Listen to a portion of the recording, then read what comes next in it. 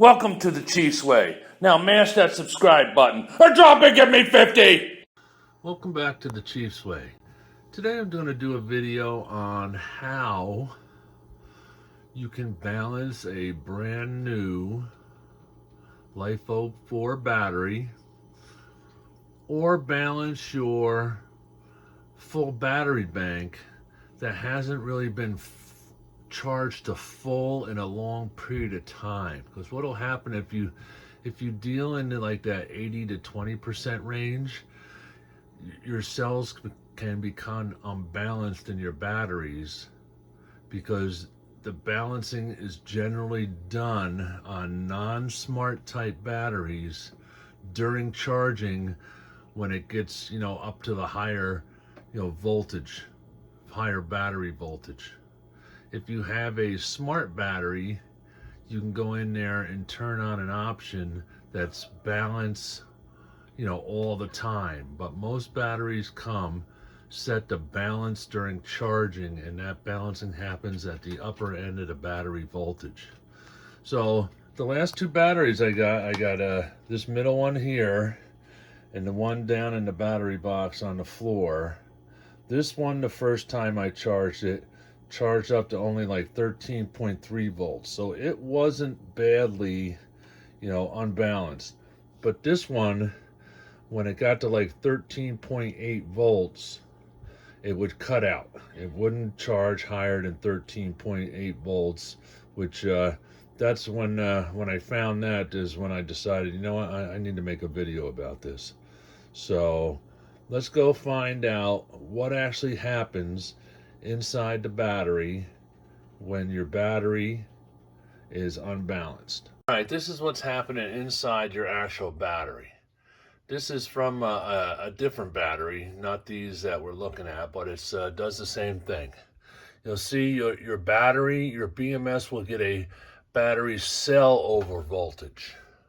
Okay, we don't have a battery over voltage where it's charged up higher than the battery ought to. It's just one cell has gotten higher than it's supposed to, and that is 3.65 volts. 3.65 volts. When it gets above that, we get this battery cell over voltage protection.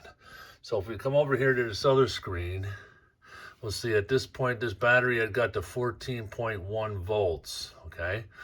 And it should get up to 14.5.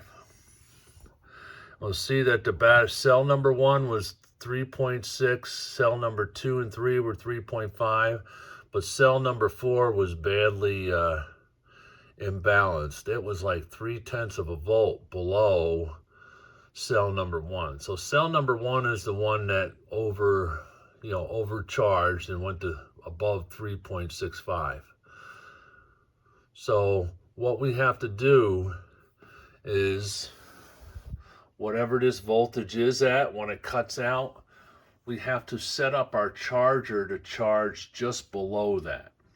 So we can charge it up to just below where it cuts off and keep that battery at that voltage for a while. Okay? And that way the battery will balance, and then slowly up the voltage. So let's go back into our charge controller and the charge controller app, and we'll see how we do that. Here's my charge controller. This is the one I use, the Renogy, but you can do this all with most modern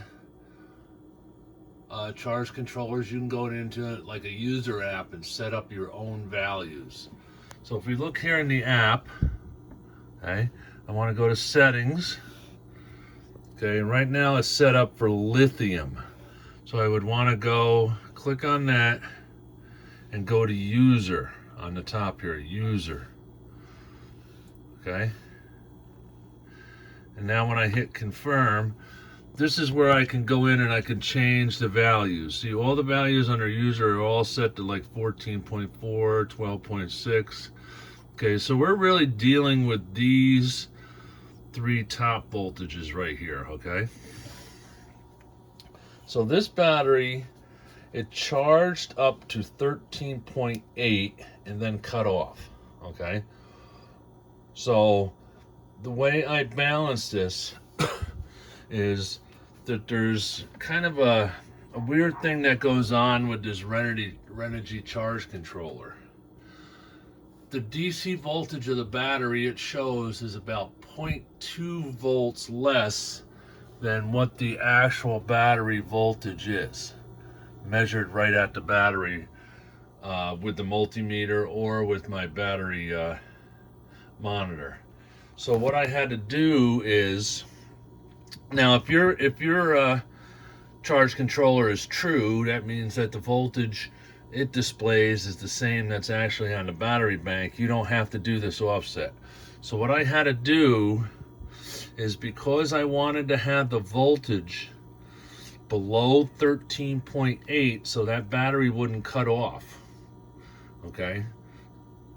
So what I had to do is I had to go in here and set each one of these to 13.5, okay? So 13.5 on this Renogy would give an actual battery bank voltage of 13.7. So it's 13.7 is just below my error point at 13.8. So I put in 13.5 here and I let it run for a whole week. Okay? Then after a week, I would come back in here and I would up this to 13.6. So I changed my battery bank voltage from 13.7 to 13.8. I know it gets a little confusing with this on the Renogy with the offset you have to, because you're offsetting it by 0.2. But I mean, once you get the hang of it, it's not that bad. So then I ran that for a week. And then after a week, I went back and I upped my 13.7. And I did this every week, and I just increased my bank battery voltage by 0.1 every week until we got all the way to the point where the battery would charge completely all the way up to 14.4, 14.5 volts. Okay, so this is how I did it, by just lowering the bank voltage, introduce that battery to the bank, and then slowly raise up the bank voltage. And by charging and discharging it that week in between upping the voltage, it'll slowly balance, because these balance at a very low amperage. If you look at the battery, it'll say it like balances at just like 1 watt or something, so it'll take a long time, especially if there's like 0.3 volts. So we had to balance on that other battery, we saw that it was 0.3 volts. Then that got to 14.1. So this one, only getting to 13.8, would have had a much larger, difference between the cells. So that was going to take a long time to charge. So by just every week, just upping it by 0.1, using my app to control my charge controller, I was able to get the entire bank balanced. Now, this is what you would also do if you just run your bank, just from 20 to 80 all the time, and never allow to go into a float or a boost type mode.